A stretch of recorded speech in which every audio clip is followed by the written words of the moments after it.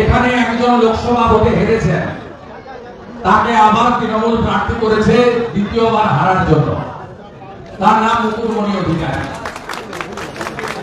মাননীয় প্রার্থী, তিনি এত আদর্শবান, এত নীতিগত লড়াই করেন। তিনি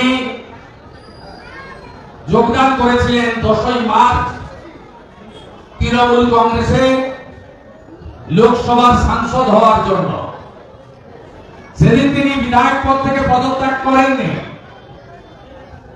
তিনি সেদিন যোগদান করেছিলেন কলকাতাতে, কিন্তু তিনি তার বিধায়ক পদে আসীন ছিলেন। নমিনেশন ফাইল করতে যাওয়ার আগের দিন আইনি জটে পদত্যাগ করতে বাধ্য হয়েছেন। আমি জানি সাংসদের লোভে তিনি ওই দলে গেছেন। তার জাল আর গামছা দুটাই যাবে আগামী 10ই জুলাই। সাংসদ হওয়া তো হলো না, আর কোনোদিনই হবে না। আর বিধায়কেরও, প্রাক্তন বিধায়কের পেট ছাপিয়ে রাখুন ডাক্তার মুকুটমণি অধিকারী।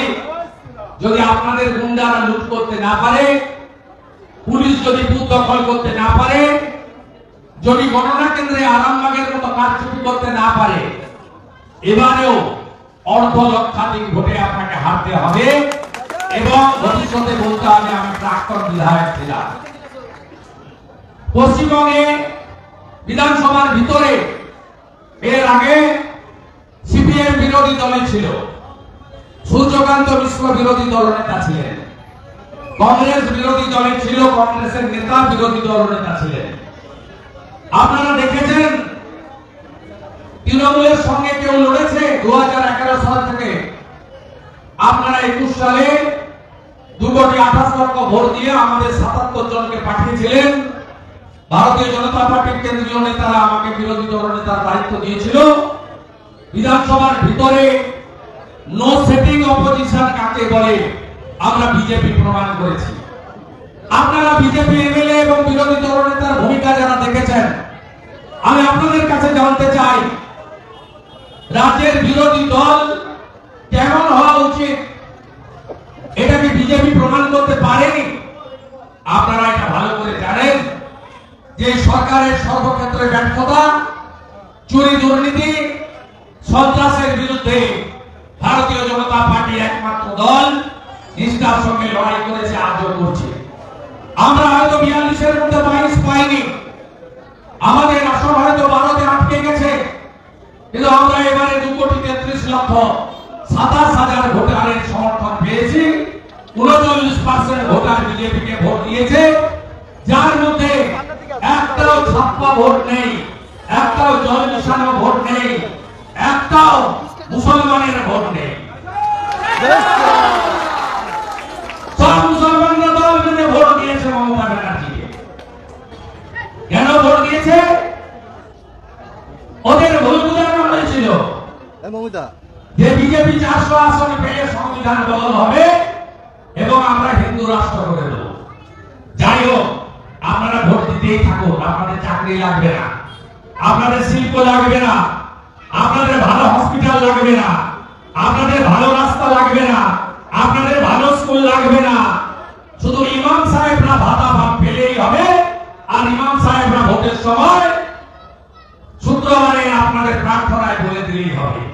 আমি আপনাদের বলবো জোট বাঁধুন। আপনারা জোট বেঁধে এবারে গত কয়েকদিনে যা যা ঘটেছে, নির্বাচনের পরে সন্ত্রাস হয়েছে, বিজেপির 15,000 কর্মী ঘর ছাড়া হয়েছে, বন্ধ করতে হবে এই হিংসা।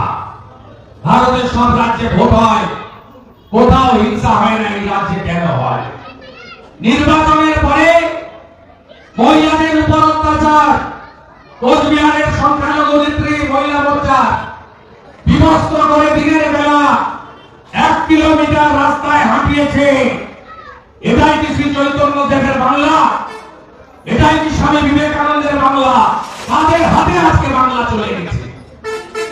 গত 2-3 দিন আগে চোপড়াতে গ্রাম্য সালিসি সভার নামে তৃণমূলের এক নেতা তাজামুল যেভাবে মহিলার উপরে বেত্রাঘাত করেছে, আপনারা দেখেছেন।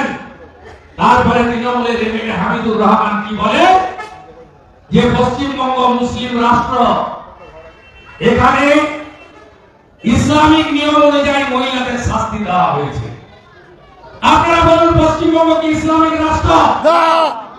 আপনারা বাংলাদেশ থেকে চলে এসেছেন অনেকে, প্রভু হরিচাঁদ ঠাকুর, গুরুচাঁদ ঠাকুর মতুয়া সমাজ সৃষ্টি করে আপনাদেরকে ধর্ম পরিবর্তন থেকে বাঁচিয়েছে। আপনারাই বলুন এই রাজ্য স্বামী বিবেকানন্দের রাজ্য না ইসলামিক রাজ্য? এই রাজ্য শ্রী চৈতন্য দেবের রাজ্য না ইসলামিক রাজ্য? এই রাজ্য ডক্টর শ্যামাপ্রসাদ মুখার্জির তৈরি করা রাজ্য না ইসলামিক রাজ্য? এটা আমার কথা নয়, হামিদুর রহমান তৃণমূলের এমএলএর কথা। তাই শিক্ষক মনোজ বিশ্বাসকে 2 নম্বর বোতাম টিপে বিধানসভায় পাঠান। আরো 1.5 বছরের বেশি বাকি আছে বিধানসভায় বিরোধী দলনেতার লড়াই।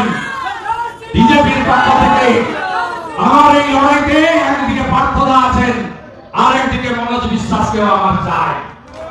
চুরির বিরুদ্ধে লড়াইতে চাই, নারী নির্যাতনের বিরুদ্ধে লড়াইতে চাই, অপশাসন দুঃশাসনের বিরুদ্ধে লড়াইতে চাই, পিসি ভাইপোর পরিবার রাজের বিরুদ্ধে লড়াইতে চাই, বাংলার বেকারদের জন্য লড়াইতে চাই, চাকরি চুরি, বালি চুরি, গরু পাচার, কয়লা চুরি, তার বিরুদ্ধে লড়াইতে মনোজ বিশ্বাসকে চাই।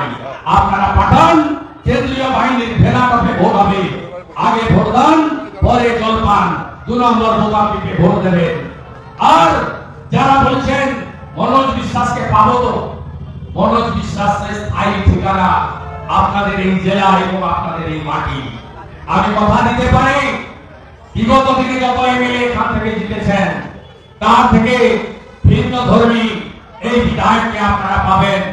উচ্চ শিক্ষায় শিক্ষিত, হায়ার সেকেন্ডারি স্কুলের শিক্ষক এবং একেবারে বাল্য অবস্থা থেকে রাষ্ট্রবাদ এবং ভারতীয় সনাতনী সংস্কৃতিতে বিশ্বাস রাখেন মনোজ বিশ্বাসকে 2 নম্বর বোতাম টিপে ভোট দেওয়ার বিনম্র আবেদন জানিয়ে আমার কথা শেষ করলাম।